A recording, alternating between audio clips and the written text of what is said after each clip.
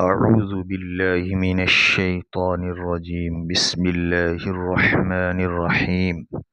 يا أيها الذين آمنوا إذا قمتم إلى الصلاة فاغسلوا وجوهكم وأيديكم إلى المرافق وامسحوا برؤوسكم وأرجلكم إلى الكعبين.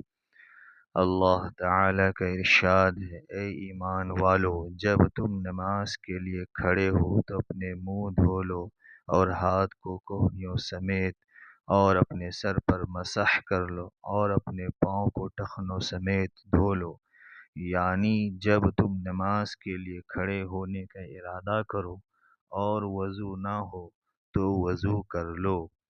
اس آیت میں 3 اعضاء دھونے اور ایک عضو کے مسح کرنے کا ذکر ہے۔